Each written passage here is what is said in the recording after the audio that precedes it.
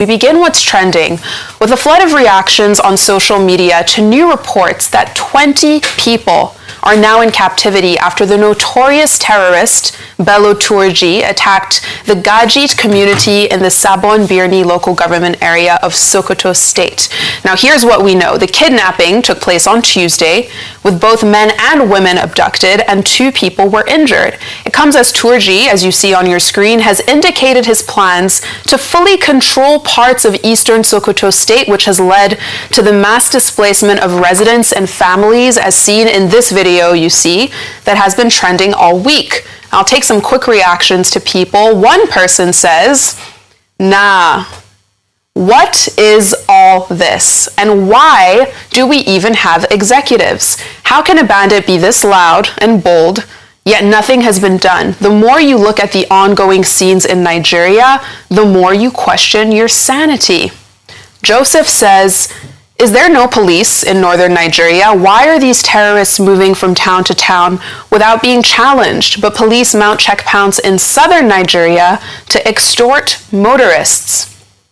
Meanwhile, disturbing new pictures are circulating on social media that show the release of 17 people of different ages, all abducted from the Evangelical Church Winning All in Ayetoro Kiri of Kogi State. Now, according to the National Public Secretary of the Communities Development Association, 3 people were released on Monday, with an additional 14 released on Tuesday. And as you can see in these new pictures, it's mostly elderly people, young kids, who had been in captivity since the 14th of December, when 30 of them were kidnapped during a service.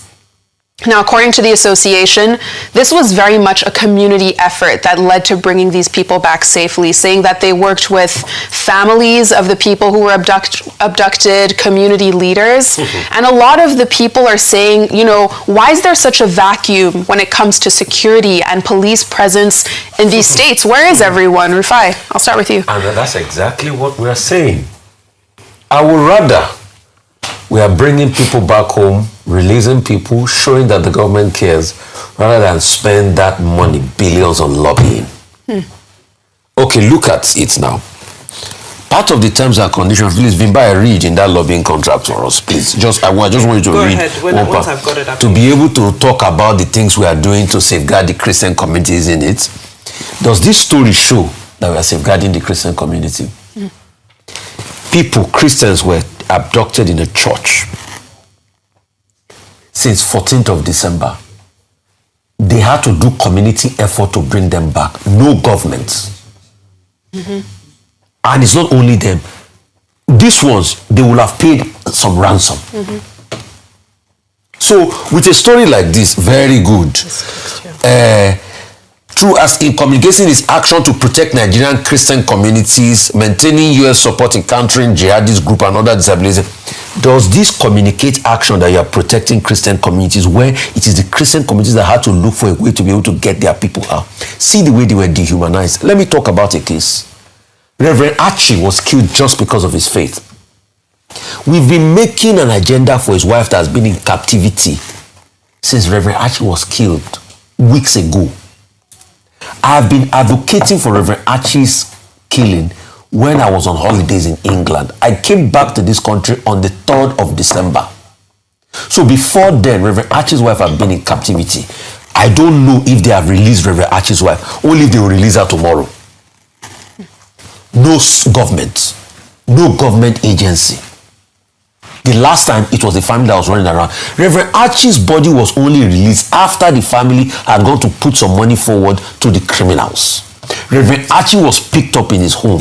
So does this, rather than doing all of this, why don't we capitalize or focus on how we can solve the problem?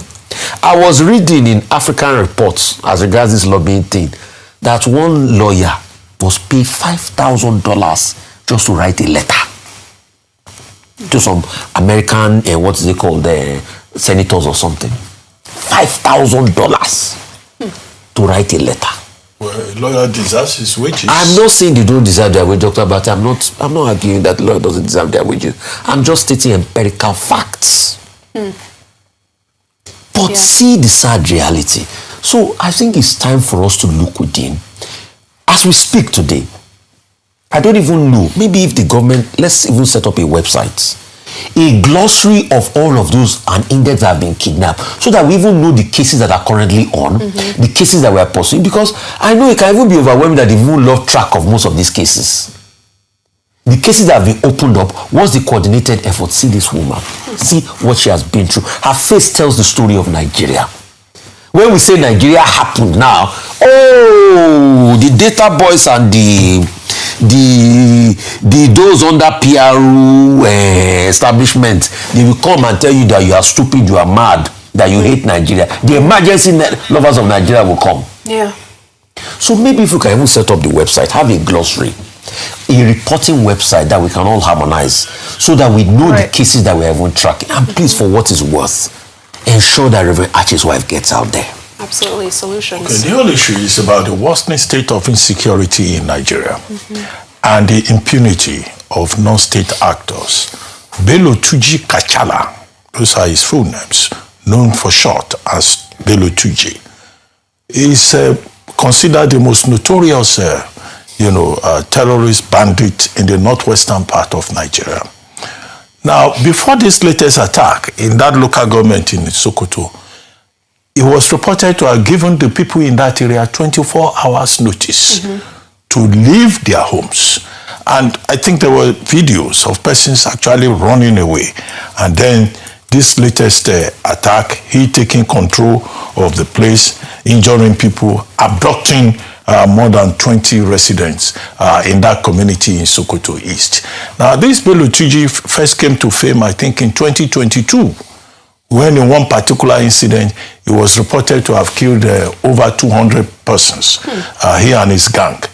Now, do you know the irony? The irony is that at a point, this same Bello Tunji, whether he was granted interview or whatever, was reported to have been given healers vehicles by a sitting governor in Nigeria. So this romance between authority figures and bandits and terrorists who should be arrested and brought to book is part of the problem. Now, I think in that same northwestern axis of Nigeria, whether it was Bello Tunji or somebody, there was an arrangement to even give him a chieftaincy title by a community. So you see, the impunity of non-state actors emboldens them, and the connivance of the state or state figures encourages these non-state actors to continue in this regard.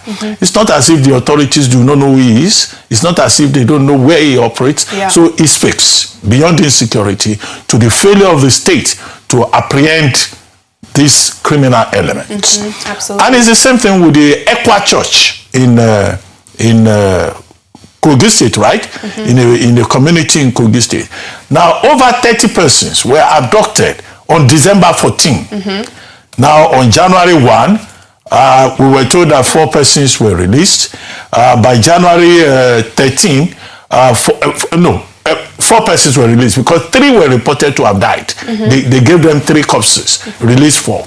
On January 13, they released 14 more persons. Now, on January 14, they released another set of 6. Now, they've released total 24 persons. We're told that 17 persons are still in custody. And all of this as a result of the effort of the Community Development Association and the families. You ask yourself again, where are state agents? That's the question. Where are the people who have a constitutional obligation to protect Nigerians? And that's why it looks helpless, whether the victims are, Christians or they are Muslims. Right. We're under siege, but the only good story there is that the Minister of Defense now says they are setting up new training depots, one in Ebonyi State and some elsewhere, to scale up, the Nigerian government living up to its responsibility. We will comment on it when we see the results, and we will say, well, the state authorities have woken up and they are no longer jollofing and pepper souping with bandits and terrorists. Yes, such key points. Residents should not have to fend for themselves.